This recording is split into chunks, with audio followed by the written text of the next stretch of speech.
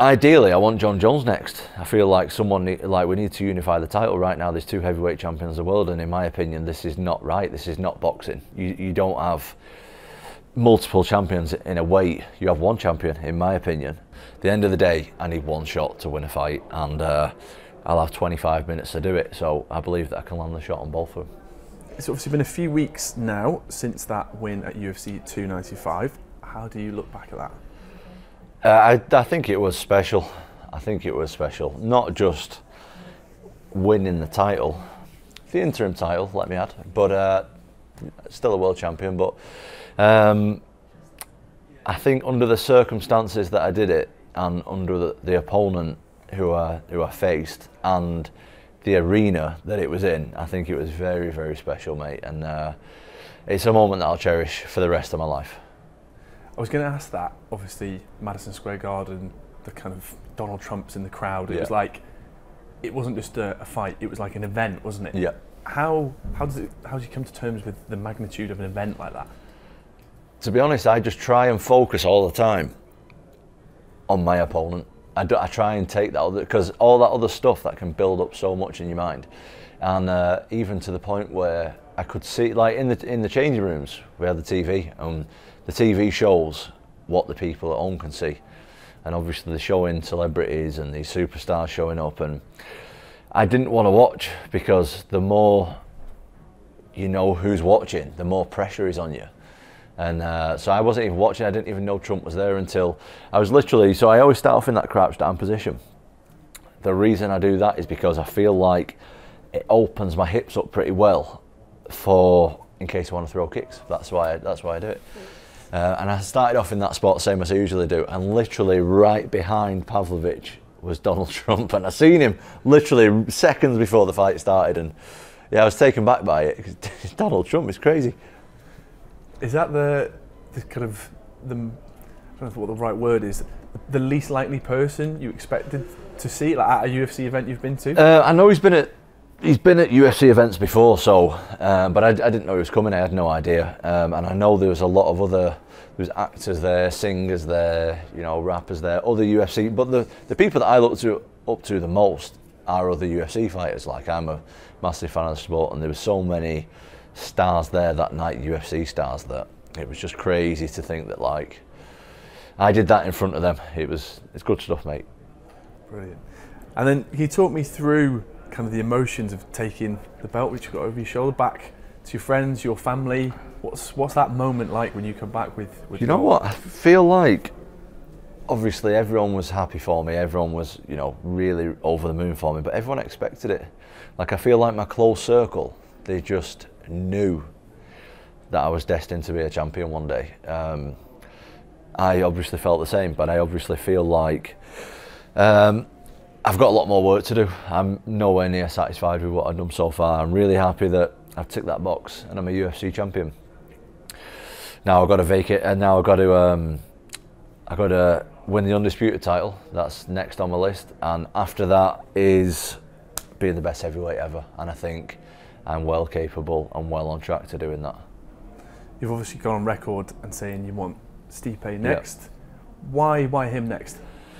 Well, ideally, I want John Jones next. I feel like we need to unify the title right now. There's two heavyweight champions of the world, and in my opinion, this is not right. This is not boxing. You don't have multiple champions in a weight. You have one champion, in my opinion, and he's a champion, and I'm a champion right now.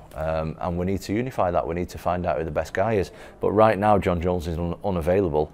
The other available guy who was ready to fight for the title is Stipe. And I think it just makes the most sense. Like, it's not rocket science. I'm aware that there's other contenders underneath me. Now the thing is, the dispute that I've got against that with the guys who are ranked below me now is I'm going to have years to fight them. I've just turned 30. I've got another 10 years at this sport. I'm not going to have years to fight John Jones or Stipe. Like, them guys are right at the back end of the career, and I want them guys on my resume. You know, we're talking about John Jones there, who people say is the greatest fighter of all time. We've got Stipe, who people say is the best heavyweight of all time.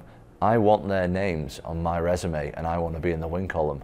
And I think that that's the reason I want it. I think that I've got years to fight these other guys, and it's inevitable that I'm going to fight them. But I've got a short window to fight Stipe or Jon Jones, and I want to explore that opportunity while I can. Yeah, that makes complete sense to me. Have there been any conversations with Dana about that, about how the next couple of fights, 6 months, a year, plays out?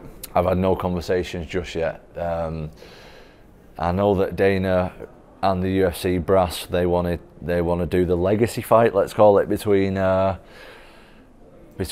and Stipe, but it's my job to convince them otherwise. And I just knocked out the scariest guy in the heavyweight division in a minute without a training camp. I got a whole country behind me. I've got a belt now for myself. Let's do it, why not? So our good friend Michael Bisping has gone on record and says he believes you'll become the most successful UFC heavyweight ever. What's that like to hear from someone you know well and someone you obviously admire? Well, I'll just start by saying me and Bisping are good friends. Bisping's one of my best friends, so I would expect him to say nice things about me. But on the flip side of that, Bisping's not just some fella like in a bar watching who's never trained in his life. Like, Bisping is, you know, he's an absolute pioneer of not only UK MMA but MMA in general. The guy's a former champion himself. The guy's now a commentator. His knowledge on the sport is like off the charts. So yeah, I would definitely expect him to say good things about me because we're friends, but also he's not a guy who doesn't know what he's talking about. And you know, you never know in my division. It's absolutely insane. You never know.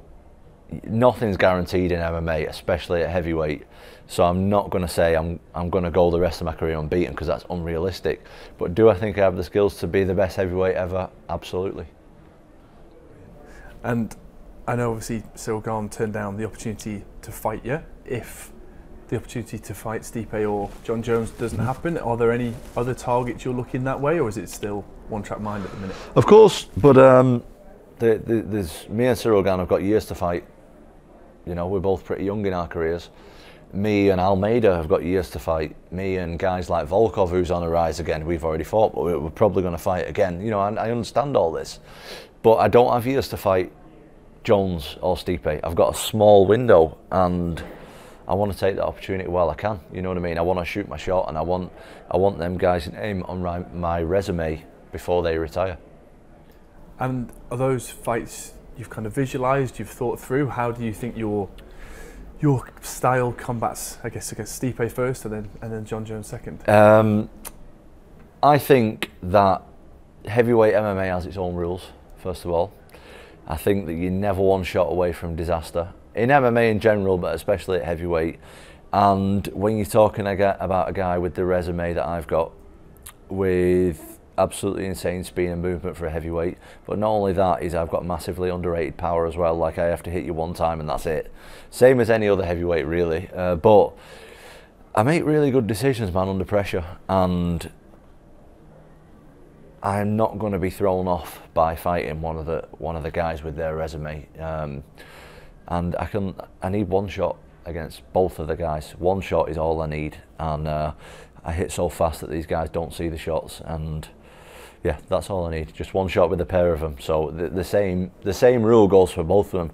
We can talk about all the credentials of the grappling, of the stand-up, of the defence, of the offence, of getting up off my back, and all kinds of different stuff that people will break the fight down into, I'm sure, on YouTube with all these experts and people like Bisping and Catterall and all Ariel Helwani and all these guys who break fights down and chat about fights. But at the end of the day, I need one shot to win a fight, and I'll have 25 minutes to do it. So I believe that I can land the shot on both of them. Brilliant. And is there a date, a venue that you'd like to see one of those fights come about? I think UFC 300 works perfectly. Obviously Jones is unavailable right now, so me and Stipe at 300. I think that's like April, May time, which is, you know, we're in nearly December now.